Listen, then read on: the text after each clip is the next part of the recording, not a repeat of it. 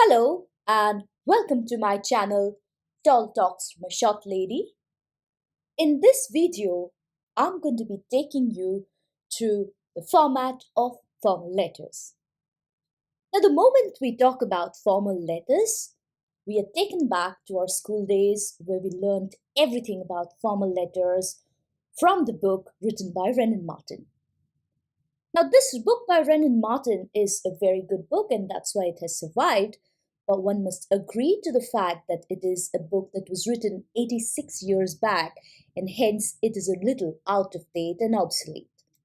So today we need to keep pace with the changing times, and the first thing we need to accept is the fact that the colonizers left long back. So the kind of flowery English that they taught us Indians need to change. So we need to look at the language we use for business writing. So we need never go back to writing sentences like we are highly obliged to you, or start your sentence by saying with due consideration. The next thing is that business is among equals. The kind of tone that Renan Martin had in the formal letters is very servile and obsequious because it was between the master and the servant. But today, the concept of master and servant does not apply. We are doing business among equals, so the tone is that of sincerity and confidence and assertiveness. Next is time is equal to money. Everybody is busy running from post to pillar, so nobody has the time, first of all, to write a very long business letter, nor does the recipient have the time to read through it. Hence, we need to modify the length of our formal letters. And the last one is that we are using technology for everything in our life today. So the kind of format that we use for a formal letter also has to undergo some change. So moving on to the next slide, I'm going to be looking at some of the driving reasons why we need to look at a newer format. Now, the first thing is, as I said, that letters are no longer handwritten. So if you're trying to, type out your letter, you are wasting a lot of time formatting by trying to move your cursor to the center or maybe to the right of the page. Next thing is that in today's time, people are least concerned about looks and balance. We are more concerned about functionality and the practicality of something. So practicality has taken over aesthetics or the balanced look of a letter. And hence is born a new letter format. So let us take a look at some of the formats that we have been using, and also let us look at the new WizKid who's there on the block. Now this letter format, I'm sure you're familiar with. This is the semi-block format, and you will see some of the parts of the letters like the date and the complimentary clause and the signature. Name is on the right hand side. Plus, you will see some amount of punctuation after, say, dear sir, or maybe the complimentary clause. And you'll also notice that the paragraphs here are indented. Moving on to a slightly modified version of the semi-block letter, we have here the block letter. Now, the block letter is the same as the semi-block format, the only difference being that the paragraphs, instead of being indented by an inch, they start from the extreme left-hand side. So these two letter formats are pretty old. They're pretty obsolete and passé because it's difficult to type them out, in a Word document in today's time. So hence, a new format has come up, and this format is known as the complete block format. Now, in this format, the first thing that you will notice is that there is no component which is on the right hand side. Everything is left aligned. And interestingly, there are no punctuation marks at the end of some of the components like was there in the previous two formats. So who gets to stay out of these three formats? I don't think it is very difficult to say or guess that the complete block is here to stay. Now let us see why it is here to stay. What are the good points about the complete block format? First of all, it is least time consuming because you don't have to go about formatting. Next is you don't have to try and remember the formatting protocol, whether the date will go on the left or the right, whether the signature goes on the left or right. So it saves us a lot of headache and trouble. Next thing is there is no end punctuation, so we don't need to remember the punctuation style, and the scope for making any mistakes and making a fool of yourself in front of your reader is also minimized. However, there is one drawback to this letter format. The fact that it does not have a very balanced look is again a negative, but you will see that as compared to three positives, it has only one negative. The negative being that the right hand side looks a little empty and naked. But that is nothing as compared to all the benefits we're getting out of this letter format. So, moving on, let us now take a look at the different parts of a formal letter. So, I'll start with the letterhead. Now, the letterhead is usually placed at the top center of the letter, and you can see an example on the right hand side. I have again highlighted in red here. Now, the letterhead is generally printed stationery. That means it's prepared beforehand, and you just need to put the stationery in your printer and then print it. Next is a letterhead definitely should have the name of the organization, the logo of the organization, the snail mail address, phone and fax numbers, and in today's time, the electronic address is very, very important, like the email address or the website address. This is because the phone and fax numbers may change, but mostly the electronic addresses do not change over a period of time. So here is an example of a letterhead. You will see that in yellow and black is the logo on the left hand side.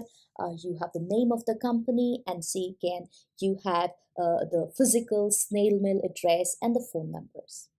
Now this example does not have the email and website, but I want to insist that it is very important part of your letterhead, so do include it in today's times. Moving to the next part, we have the sender's address. Now, the sender's address is also called the return address because in case your letter is not delivered, it must return to the address it has come from. Now, here on the right hand side, I have highlighted the sender's address. Now, you need to note that a sender's address is required only in the absence of a letterhead. That means when you are not representing a company, when you're not part of a company and you're writing as an individual, then you will be falling back upon the use of the sender's address. But one thing to note is that the letterhead and the sender's address cannot be written at the same time. They're mutually exclusive. That means if one is there, the other should not be there. So the return address or the sender's address should be typed, but remember, do not type your name at the top of the sender's address. That is because you will anyways be typing out your complete name at the bottom of the letter. So do not waste time repeating your name once at the top and again at the bottom. So this address is typed directly above the date, and maybe you can place it 2 inches from the top. Now here is an example. I again want to draw your attention to the fact that there is no name of the sender before the sender's address. Moving on to the second part or component of a formal letter, which is known as the dateline. Now, the dateline is typed maybe 2 to 6 lines below the last line of either the letterhead or the sender's address, whichever of the two you are using. And I've highlighted here in red on the right. Now, there are two ways of writing the date correctly. One is known as the business style, and this is something that is preferred by the North Americans. And those of you who use the Windows software, you will know that Microsoft uses the date in this particular format. But if you come to the European continent and for that matter to India also, because we have a lot of British influence, you will see that we write the day, month, and then year, and this is known as the military style. And please note that it does not require a comma. The business style requires a comma because you have to separate the number maybe 09 from 2021. If you don't put a comma, it will become one whole series of number. So stop writing the date using a full stop or a slash and stick to either the business style or the military style. Next, we're moving on to the third component, which is the inside address. The inside address includes the name and the address of the person or group or organization to whom you're sending the letter to. And it comes after the dateline, the third component. Now, there is a particular order in which you need to write the inside address. First of all, you need to mention the courtesy title. A courtesy title would be, say, something like a doctor, maybe lieutenant or Mr., Miss. Then you write the full name of the person. Then you write the professional title and then the address. Okay, now here is an example. Here we are talking about Dr. Eva Smith. Please note that the doctor is the courtesy title. Eva Smith is the complete name. Then we have the designation of this person and we have the remaining address of where this person is placed. Coming to the fourth part of a formal letter, we have the reference line. Now the reference line, remember, is an optional part of the letter. You use it if there is a need. Now, what is a reference line? It refers the reader to the number used on the previous correspondence this letter replies to, or the order or invoice number which the letter is about. So, for example, you write to the university, and when they write back to you, they're going to quote the number they had put on the letter you had sent in the first instance. So, a reference line is alphanumeric in nature. That means it might have alphabets and it might also have numbers in it. Here is an example of an alphanumeric reference line, or it can also just be a number maybe in the time when you are applying for a job. Coming to the fifth part of a formal letter, we have the salutation. Now the salutation greets the reader and it sets the tone of the letter. When we're talking of salutation, please remember that courtesy titles like Mr., Mrs., Miss, or Doctor is to be written in the short form. And to indicate that it's an abbreviated form, please do not forget to place the full stop after it.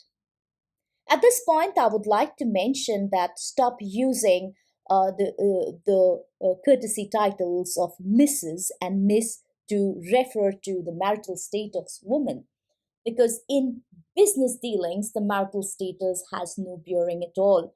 So, in order to show that you are a bias-free person, please refer to a woman as Ms.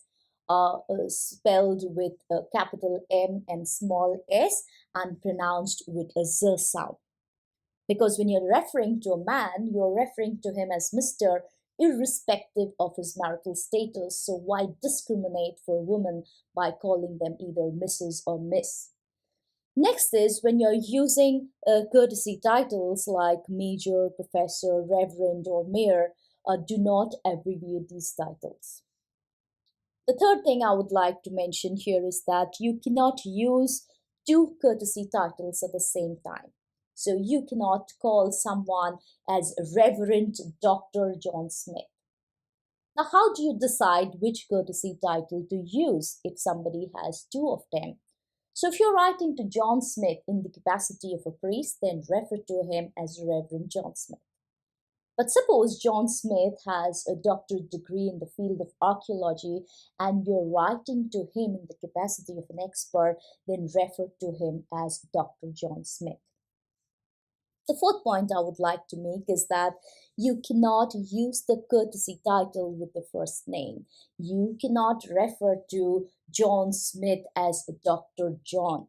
You can either say Dr. Smith or you can use the complete name as Dr. John Smith. So here is how you write a salutation. You can write Dear Dr. Smith. Notice that you have the courtesy title and the surname, or you can use the courtesy title with the complete name saying Dear Dr. Eva Smith. Okay, next I would like to point out that at times you do not or you might not know the name of the recipient. In that case, you can write Dear Sir.